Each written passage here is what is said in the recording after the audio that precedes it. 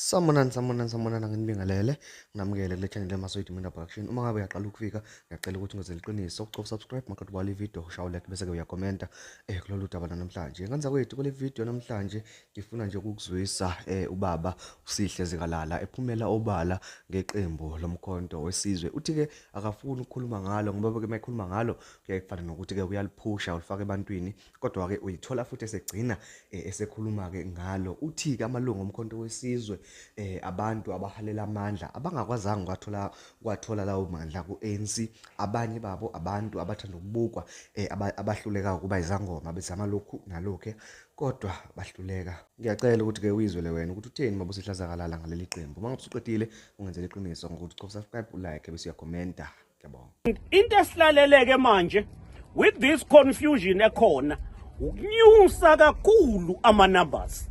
Sikhiphe bonke abantu bayovota. Let's not be worried about other parties.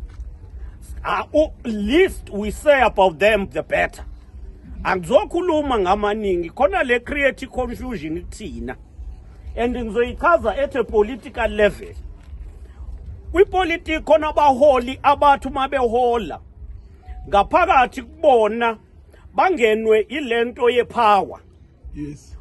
Power, especially usukhulumeni, internalize kakhulu wacabanga ukuthi ngeke uphile ngaphandle kwayo. You become a bit of a dictator. Ufinyelele lokhu abachaza phecelezi bathi political oligarchy. Manje a political oligarchy umuntu owazi ukuthi ipower kudinga ibe kuyena, uma kuphuma yena kudinga ibe kwabaphethe abezwa yena. Yeah. That's why abaningi abantu ababa ama-political oligarchies bafuna ukuthi bakuphuma bona kungene iy'ngane zabo as if it's inherited. It's not inherited. Or political oligarchies work like that. Yeah. So lento kaZuma ayibiza nge-MK, it's not MK. Into kaZuma empeda iy'nhloso zakhe zokuthi yena ufuna ukuhlale ne-influence kwi-power. The second element yalento, abantu be-ANC abaningi beba amakhansela behomeya. Labantu bebengaxabene ne-ANC inhlobo. Babenenkinga ne-ANC ngokuthi ayikwazanga ukubabuyisela back. In any leadership position, if it is democratic, dingithi uqala ubuye prepare ngelinye ilanga kodinga uphume. Akungeke kube a democratic leader, a leader inguna phakade.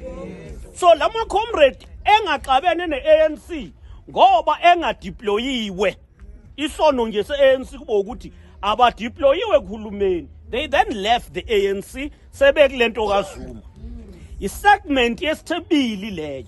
The last segment ekhanda lento kaZuma ilento ilabantu abawona ontanda kubukwa nje. Abazama ngapha ekubeni izangoma bahluleke bahambe ngapha